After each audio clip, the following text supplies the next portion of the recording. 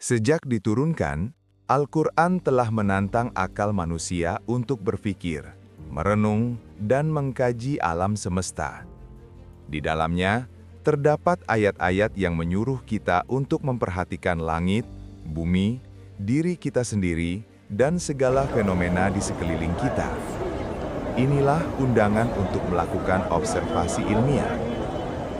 Konsep i'jaz ilmi bukan berarti Al-Quran adalah buku sains teknis, tetapi ia mengandung prinsip-prinsip dasar, fakta-fakta kosmologis, dan deskripsi tentang alam yang sangat akurat dan mustahil diketahui oleh manusia di abad ke-7 Masehi.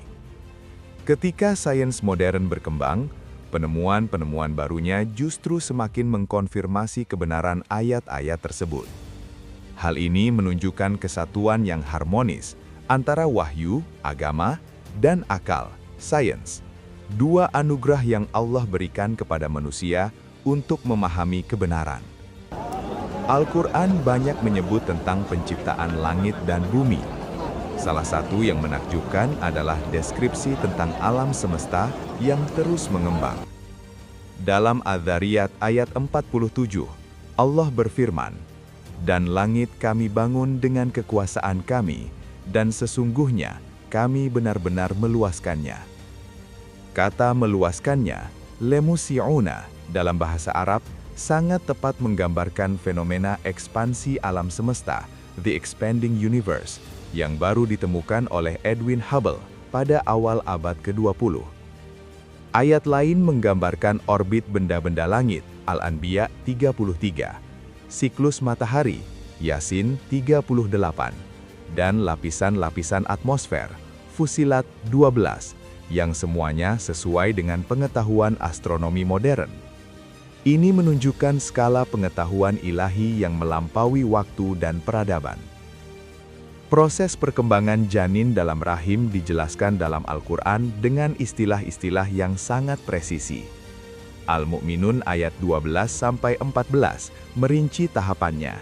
Dari saripati tanah, menjadi nutfah, percikan cairan, lalu alaqah, sesuatu yang melekat atau gumpalan darah, kemudian mudghah, segumpal daging, disusul pembentukan tulang, lalu tulang dibungkus daging, dan akhirnya menjadi makhluk lain, ciptaan yang sempurna. Istilah alaqah secara bahasa bukan hanya berarti gumpalan darah, tetapi juga sesuatu yang melekat, seperti lintah. Fakta bahwa embrio pada tahap awal benar-benar menempel pada dinding rahim dan bentuknya menyerupai lintah adalah suatu kebenaran ilmiah yang baru terungkap berabad-abad kemudian.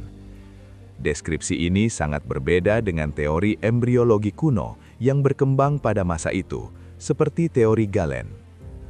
Allah Subhanahu wa Ta'ala berfirman dalam surat An-Nur ayat 40, "Atau seperti gelap gulita di lautan yang dalam, yang diliputi oleh ombak, yang di atasnya ombak pula, di atasnya lagi awan, gelap gulita yang tindih bertindih." Ayat ini menggambarkan kondisi di laut dalam yang gelap total. Cahaya matahari hanya mampu menembus hingga kedalaman sekitar 200 meter. Di bawahnya, kegelapan total menyelimuti. Konsep ombak di atas ombak juga bisa merujuk pada adanya lapisan gelombang di permukaan dan gelombang internal atau internal waves di dalam lautan yang membatasi lapisan air dengan densitas berbeda, yang baru diketahui dengan teknologi modern. Selain itu, ayat tentang pertemuan dua laut yang tidak bercampur, Ar-Rahman 19-20, mengisyaratkan fenomena front oceanic atau haloklin, di mana dua massa air dengan karakteristik suhu, salinitas, dan kepadatan berbeda bertemu namun tidak langsung menyatu. Mengkaji i'jaz ilmi bukan untuk membuktikan Al-Quran karena sains atau sebaliknya. Al-Quran adalah kebenaran mutlak, sementara sains bersifat dinamis dan bisa berubah. Namun ketika sains yang valid menemukan titik temu dengan ayat kauniyah, hal itu akan memperkuat keyakinan seorang muslim dan menjadi daya tarik bagi pencari kebenaran. Kajian ini juga menghilangkan dikotomi antara ilmu agama dan ilmu umum. Setiap penemuan sains yang mengungkap kerumitan dan keindahan alam seharusnya mengantarkan seorang ilmuwan pada kesadaran akan kebesaran Sang Pencipta. Inilah yang dilakukan oleh para ilmuwan Muslim dahulu, seperti Ibnu Sina, Al-Khawarizmi, atau Al-Biruni. Mereka memandang penelitian ilmiah sebagai bagian dari ibadah dan jalan untuk memahami kebijaksanaan Allah dalam ciptaannya. Dengan demikian, mempelajari i'jaz ilmi mengajak kita menjadi manusia yang utuh, beriman, berilmu, dan berkontribusi bagi peradaban. Tuntutlah ilmu walau sampai ke negeri Cina.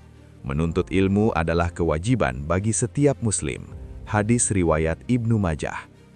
Marilah kita menjadi generasi yang haus ilmu, menggali ayat-ayat Allah baik yang tertulis Al-Quran maupun yang terbentang di alam semesta, untuk menggapai iman yang lebih kuat dan membangun peradaban yang lebih baik.